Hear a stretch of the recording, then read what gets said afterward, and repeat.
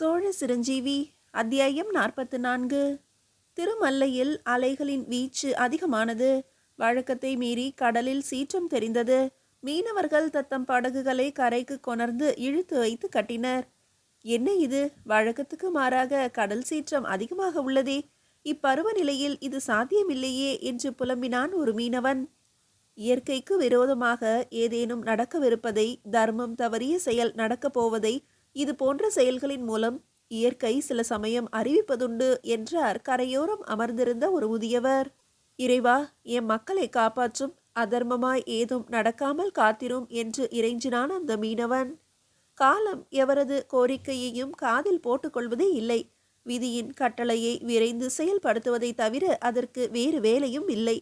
மல்லையில் அலைகளின் சீற்றத்தினை விட அதிகமான வேகம் கொண்டு சீறிக்கொண்டிருந்தது ஆதித்தனின் மன அலைகள்.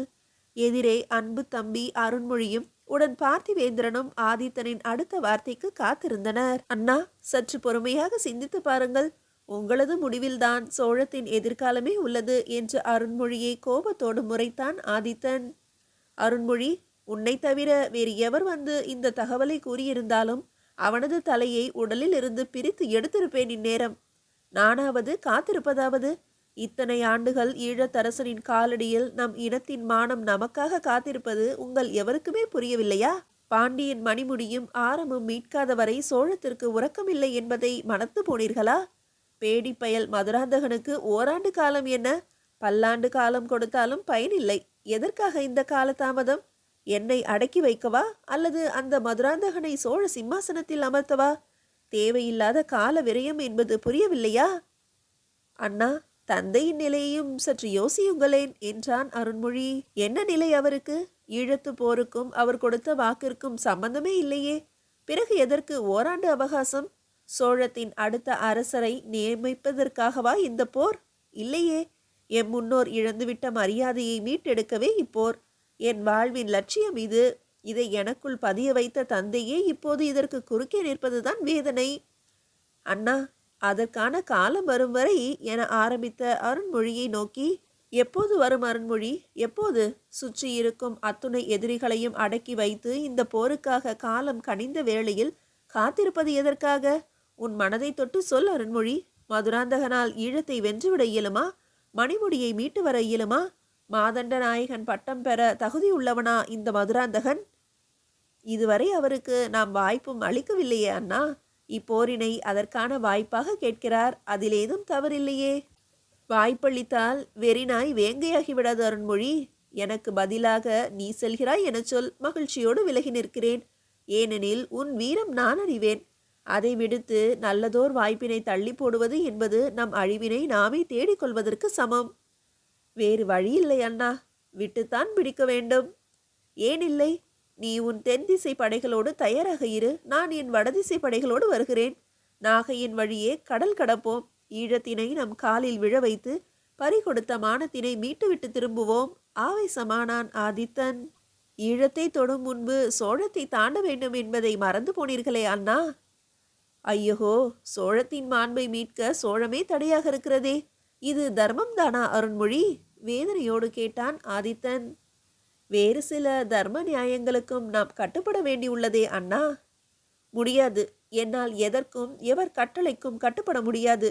எதற்காக பிறந்தேனோ அந்த கடமையை நிறைவேற்ற எவர் வரினும் எதிர்ப்பேன். பிறந்த மண்ணிற்கான கடனை முடிப்பேன் என்று சூளுரைத்தான் ஆதித்தன். அண்ணா, இடையில் நிற்பது நம் தந்தை, சோழத்தின் பேரரசர். அவருக்கு கட்டுப்பட வேண்டியது உன் கடமை. இல்லை அருண்மொழி, எவருக்கும் நான் கட்டுப்பட வேண்டியதில்லை. எனக்கும் என் சோழத்திற்கும் இடையில் எவரும் தேவையில்லை. பாண்டியனின் மணிமுடி மீட்டு சோழத்தின் அவமானத்தை துடைக்கும் பணியில் சோழமே எதிர்த்து நிற்பினும் நான் எதிர்ப்பேன். ஈழத்தை வெல்லப்போகும் என்னை சோழம் தடுத்தால் சோழத்தினையும் எதிர்ப்பேன். அதையும் தாண்டி ஈழம் வெல்வேன். நான் கேட்பது ஒன்றுதான். உன்னால் என்னோடு துணையாக நிற்க இயலுமா, இயலாதா? இதற்கான பதிலை மட்டும் கூறு அருண்மொழி. இக்கட்டான நிலையில் என்னை தள்ளுகிறீர்களே அண்ணா. தந்தை ஒரு புறம், தமையன் ஒரு புறம் எனில் எவர் பக்கம் நான் நிற்பேன்? தர்மம் எவர் பக்கம் என்று பார் அருண்மொழி. அவர் பக்கம் நின்றாலே போதும். இப்போதைக்கு உன் ஒப்புதல் மட்டும்தான் தேவை என்று ஆதித்தனை நோக்கிய அருண்மொழியின் கண்கள் கலங்க ஆரம்பித்தன. அண்ணா, அவசரப்பட்டு எதையும் என ஆரம்பித்த அருண்மொழியை இடைமறித்த ஆதித்தன், உன்னை நிர்பந்திக்கவில்லை அருண்மொழி. எதுவாயினும் உனது விருப்பம். அதை நான் தடுக்கவும் இல்லை. எவர் தடுத்தும் நான் நிற்கப் போவதும் இல்லை என்ற ஆதித்தன், பார்த்திவேந்திரா என்று குரல் கொடுக்க முன்னே வந்து நின்றான் பார்த்திவேந்திரன். உடனடியாக சோழ பேரரசருக்கு ஒரு ஓலை அனுப்பு. இன்னும் 2 திங்களுக்குள் ஈழம் நோக்கி படையெடுக்கிறோம் என்பதை தெரியப்படுத்து. துணைக்கு சோழர் படை உதவியையும் கேட்டு அனுப்பு. நம் தொண்டை மண்டல படையை போருக்கான ஆயுத்தங்களை ஆரம்பிக்க சொல்லி தளபதி வந்தியத்தேவனுக்கு தகவல் அனுப்பு. சம்புவரையர் படைகளை காஞ்சியில் நிறுத்த சொல்லி கந்தமாறனுக்கு செய்தி அனுப்பு. நீயும் உனது படைகளை காஞ்சியில் அணிவகுக்க செய். சோழத்திற்கு அனுப்பும் ஓலையில் தெளிவாக குறிப்பிட்டு அனுப்பு.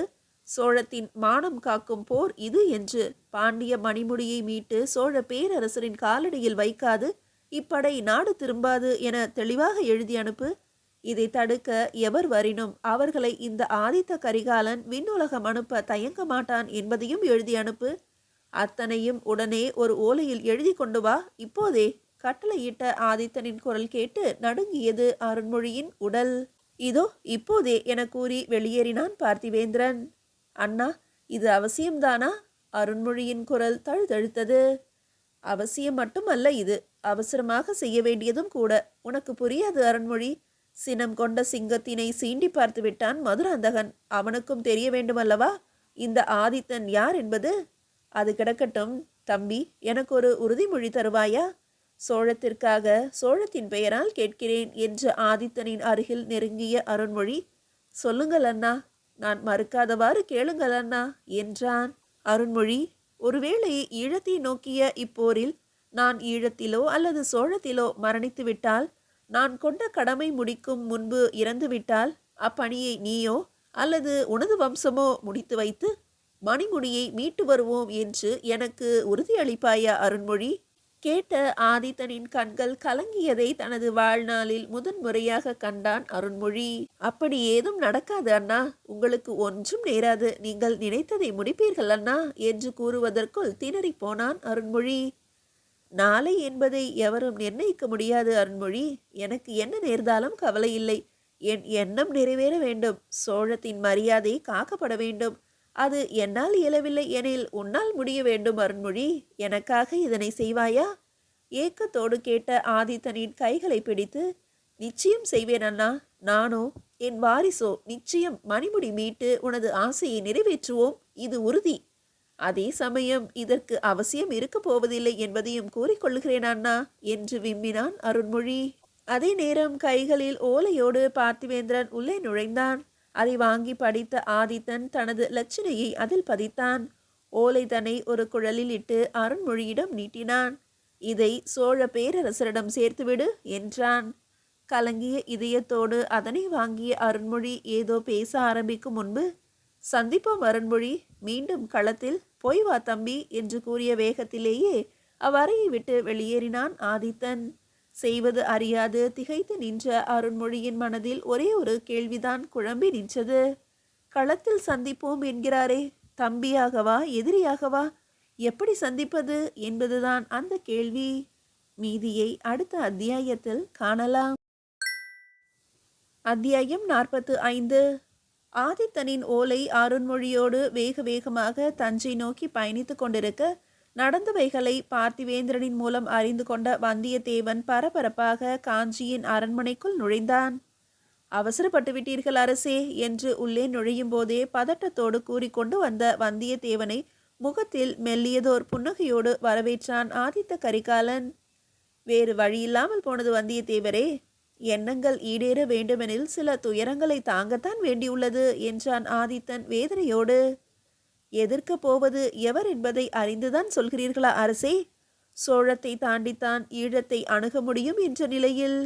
அறிவேன் தளபதியாரே. தந்தையை எதிர்க்கப் போகிறேன் என்பதை அறிவேன். எதற்காக? தந்தைக்காகவே. 2ஆம் பராந்தகரான அவரது காலத்தில் அவரது காலடியில் பாண்டியனின் மணிமுடியும் ஆரமும் இருக்க வேண்டும் என்பதற்காக. அதை அவரும் அறிவார் அரசே. என்றாலும் துணையாக வரவேண்டியதை பகையாக்கி கொள்ள வேண்டிய அவசியமில்லையே. சோழத்தின் மாண்பினை காக்க இப்போர் என்று கூறும் தாங்களே சோழத்தை எதிர்ப்பது முறையாகப்படவில்லையே. அதற்காக மதுராந்தகனை மாதண்ட நாயகனாக்கி படை கொண்டு ஈழம் செல்ல சொல்கிறீரா? இயலுமா அவனால்? அரச பதவிக்கு ஆனதல்ல இப்போர் என்பதை எவரும் அவனுக்கு உணர்த்தவே மாட்டார்களா? கேள்வியை கேட்ட ஆதித்தனை கூர்ந்து நோக்கினான் வந்தியத்தேவன். அவனை நெருங்கி தோள் தொட்டான். சிறிது நேரம் நாம் நண்பர்களாக பேசுவோமா ஆதித்தா? ஏனெனில் உனது தளபதியாக என்னால் எதிர்வாதம் செய்ய இயலவில்லை. நீ முதலில் என் நண்பன், பிறகுதான் மற்றவையெல்லாம். மனதில் இருப்பதை மறைக்காமல் கூறலாம் என்றான் ஆதித்தன். நல்லது ஆதித்தா, முதலில் ஒன்றை மட்டும் தெளிவாக்கிவிடு எனக்கு, அது போதும். ஈழத்தில் இருந்து மணிமுடியும் ஆரமும் மீட்கப்பட வேண்டும் என்பது உனது லட்சியமா, அல்லது நீதான் அதை மீட்க வேண்டும் என்பது உனது லட்சியமா? கேட்ட கேள்வியில் அதிர்ந்து போனான் ஆதித்தன். இது என்ன கேள்வி நண்பா?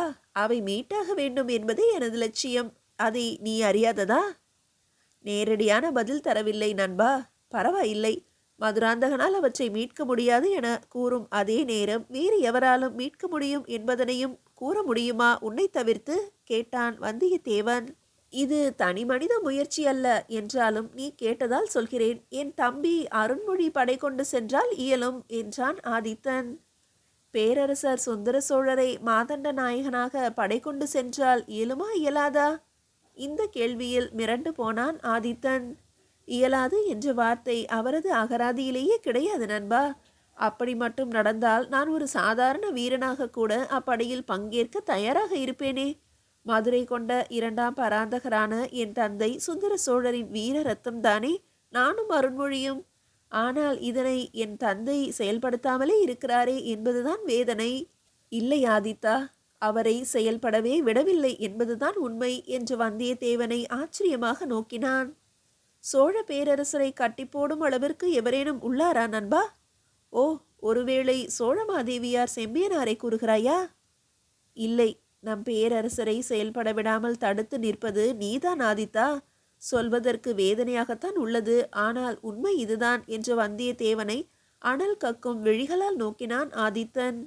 என்ன உளறுகிறாய்? நானா? ஆம்.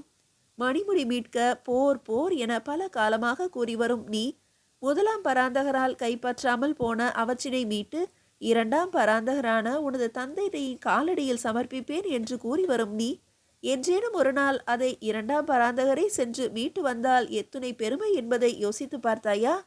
அதுபோல என்றேனும் அவரிடம் கூறித்தான் இருக்கிறாயா? நான் செல்வேன், நான் மீட்பேன், சோழர் தம் மானம் காப்பேன் என்ற வார்த்தைக்கு வார்த்தை லட்சியமாக கூறும் நீ, ஏமாற்றப்பட்டுவிடக் கூடாதே என்பதற்காக, மனம் வருந்திவிடக் கூடாதே என்பதற்காக, தான் பெற வேண்டிய புகழை உனக்காக தத்தம் செய்துவிட்டு உன் பொருட்டு அத்தனை பேரின் எதிர்ப்பினையும் ஏற்றுக்கொண்டிருக்கிறார் உன் தந்தை என்பது உனக்கு புரியவில்லையா ஆதித்தா? இப்போது கூட மதுராந்தகனுக்கு ஓராண்டு காலம் சமயம் கொடுத்தது அவனை தயார் செய்து போருக்கு அனுப்புவதற்காக அல்ல, அவனாலும் உன்னாலும் சோழ நிர்வாகத்தில் வரும் பிளவுகளை சரி செய்யத்தான் என்பது கூடவா புரியவில்லை? சோழர் தம் பெரும் படையோடு சென்று ஈழத்தினை வென்று வர எண்ணும் நீ, சோழத்தினையே பகையாக்கி கொண்டால் ஈழத்தை எப்படி வெல்வது? லட்சியத்திற்காக உயிர் கொடுப்பது மட்டுமே வீரமில்லை நண்பா. உயிர் கொடுத்தேனும் லட்சியத்தினை அடைவதுதானே வீரம். கேள்விகளை தொடர்ச்சியாக தொடுத்த வந்தியத்தேவனுக்கு பதிலேதும் கூற முடியாமல் தவித்தான் ஆதித்தன். இலக்கினை அடைய வேண்டும் என்ற எண்ணத்தின் வேகத்தில் தடைகளை பற்றி யோசிக்காததால் வந்த குழப்பம் போலும். மெல்ல கூறினான் ஆதித்தன். இல்லை நண்பா, ஒரு அம்பு வில்லாக மாறியதால் வந்த பிரச்சனை இது. புரியவில்லையே. நெருங்கி ஆதித்தனின் கைகளை பற்றி கொண்ட வந்தியத்தேவன், நண்பா, வீரபாண்டியன் தலை கொண்ட போது இலக்கை நோக்கி பாயும் அம்பாக மட்டுமே நீ இருந்தாய். நினைத்தபடியே இலக்கினையும் வீழ்த்தினாய். காரணம், பேரரசர் சுந்தர சோழரை வில்லாக ஏற்ற அம்பு நீ. சரியாக எய்யப்பட்டது, சிரமும் அறுக்கப்பட்டது. இப்போது அதை விடுத்து நீயே வில்லாக மாற நினைத்ததுதான் காரணம். இது இயல்புதான். தொடர் வெற்றிகள், தனி புகழ் எவரது சிந்தனையையும் சற்று தடுமாறத்தான் செய்யும். சற்று யோசித்துப்பார். அன்று போலவே இன்றும் பேரரசரை மாதண்ட நாயகனாக கொண்டு நீ கலந்து கொண்டிருந்தால் உன் எண்ணமும் ஈடேறி இருக்கும். எந்தவித எதிர்ப்பும் இருந்திருக்காது. பேரரசருக்கும் பெருமை, உனக்கும் பெரும் புகழ், சோழத்தின் தன்மானமும் காக்கப்பட்டிருக்கும். ஆனால் நீ உன்னை முன்னிறுத்தியது பிடிக்காமலேயே மதுராந்தகன் எதிர்க்கிறான். இளவரசன் என்ற உரிமையை காட்டி அரசரை பணிய வைக்க முயற்சிக்கிறான். இதுவே சுந்தர சோழர்தான் மாதண்ட நாயகன் எனில் எவருக்காவது இதனை எதிர்க்க துணிவிருக்குமா சொல்? கேட்ட வந்தியத்தேவனின் வார்த்தைகளில் உண்மை நிரம்பி இருப்பதை மறுக்கவே முடியவில்லை ஆதித்தனால். சற்று அவசரப்பட்டு விட்டேன் வந்தியத்தேவா என்றான் ஆதித்தன் வேதனையோடு. ஆம், ஆனாலும் நீ உன்னை இப்போரில் முன்னிறுத்தியதற்கான காரணமும் நான் அறிவேன் நண்பா. வயதான காலத்தில், அதுவும் 2 வீர வேங்கைகளை பெற்றிருக்கும் போது தந்தை எதற்கு களத்திற்கு வந்து போராட வேண்டும்? நாமே சென்று வெற்றிக்கனியை பறித்து வந்து அவரது காலடியில் வைத்து விடலாம் என்பது உன் எண்ணம் என்பதையும் நான் அறிவேன். ஒருவேளை போரில் வீர மரணம் அடைய நேரிட்டாலும் சோழம் காக்க தம்பி அருண்மொழி இருக்கிறான் என்ற நம்பிக்கை சரிதானே என்று வந்தியத்தேவன் கூறியவுடன் எதற்கும் கலங்கிடாத ஆதித்த கரிகாலனின் கண்கள் கலங்கின, நெஞ்சு நெகிழ்ந்தது. நண்பன் என்ற வார்த்தைக்கு சரியான பொருள் கொண்டவனடா நீ. என்னை புரிந்து கொள்ள எவருமே இல்லை என்ற என் ஏக்கத்தினை இன்று போக்கி இருக்கிறாய் வந்தியத்தேவா என்று நெகிழ்ந்தான் ஆதித்தன். அது இருக்கட்டும், அவசரமாக எடுத்த முடிவு அருண்மொழி மூலம் பயணப்படுகிறது தஞ்சைக்கு. இது தந்தையை அடையும் முன்பு தடுக்க ஏதேனும் வழியுண்டா? ஏதாவது செய்தாக வேண்டும் வந்தியத்தேவா. நமது உண்மையான நோக்கம் என்ன என்பதை பேரரசருக்கு உணர்த்தியாக வேண்டும். ஓலையில் எழுதப்பட்ட வார்த்தைகள் எதிர் விளைவுகளை உண்டாக்கும் முன்பு தடுத்தாக வேண்டுமே. பரபரப்பானான் ஆதித்தன். தீவிரமாக யோசித்தான். சட்டென்று முகம் பிரகாசமாகியது. ஆம், இது சாத்தியம் வந்தியத்தேவா. உடனே பழையாறை நோக்கி கிளம்பு. அருண்மொழி கொண்டு சென்றிருக்கும் ஓலையை அரசரிடம் ஒப்படைக்காமல் தடுத்து நிறுத்து. வேறொரு ஓலை தருகிறேன். 1 வருடம் காத்திருப்பதாக, தந்தையின் முடிவிற்கு கட்டுப்படுவதாக எழுதி தருகிறேன். அதை அருண்மொழியிடம் சேர்த்துவிடு என்று பரபரப்பானான் ஆதித்தன். என்ன சொல்கிறாய் நண்பா? பழையாறை போய் என்ன செய்வது? அருண்மொழி தஞ்சைக்கு அல்லவா பயணப்பட்டுள்ளார். அவசரத்தில் அதை மறந்துவிட்டாயா? இல்லை, தெளிவாகவே உள்ளேன். நீ பழையாறைக்கு போ. நிச்சயம் அருண்மொழி அங்கே கிடைப்பான். எதை வைத்து அப்படி சொல்கிறாய் நண்பா? குந்தவையை கேட்காமல் எந்த ஒரு முடிவையும் அருண்மொழி எடுக்கவே மாட்டான். அதே போல குந்தவையின் மனமும் நான் அறிவேன். என்னை சந்தித்த பின்பு நேராக தன்னை வந்து சந்திக்க வேண்டும் என அருண்மொழிக்கு நிச்சயம் கட்டளையிட்டிருப்பாள் குந்தவை. அவளுக்கு தெரியாமல் எதுவுமே நடக்கக்கூடாது என்ற பேராவல் அவளுக்கு. அதனாலேயே நிச்சயமாக சொல்கிறேன், இந்நேரம் அருண்மொழி பழையாறை நோக்கியே பயணப்பட்டு கொண்டிருப்பான் என்றான் ஆதித்தன் புன்னகையோடு. குந்தவையின் பெயர் கேட்டதும் மெல்லியதாக ஒரு மயில் இறகு வந்தியத்தேவனின் மனதை வருடிவிட்டு சென்றது. நெற்றியில் பூத்திருந்த 1-2 வியர்வை முத்துக்களை குந்தவையின் இதழ் தொட்ட தென்றல் காற்று முத்தமிட்டு சென்றது. சென்ற முறை குந்தவையோடு சரியாக பேசாததும், அவளை கேள்வி கணைகளால் துளைத்து வருத்தப்பட வைத்ததும் நினைவிற்கு வந்து போனது. இது நல்லதொரு வாய்ப்பு. இம்முறை குந்தவையிடம் தன்மையாக பேசி எண்ணங்களை உணர வைக்க வேண்டும் என்று தனக்குள் திட்டமிட்டு கொண்டு ஆதித்தன் கொடுத்த ஓலையையும் பெற்றுக்கொண்டு பழையாறை நோக்கி பாய்ந்தான் வந்தியத்தேவன் விரைவாக. அவனையும் தாண்டி காலம் தனது தளபதியான விதியை முன்பே பழையாறையில் நிறுத்தி இருப்பதை அறியாமல் புயலென பயணித்து கொண்டிருந்தான் வந்தியத்தேவன். மீதியை அடுத்த அத்தியாயத்தில் காணலாம்.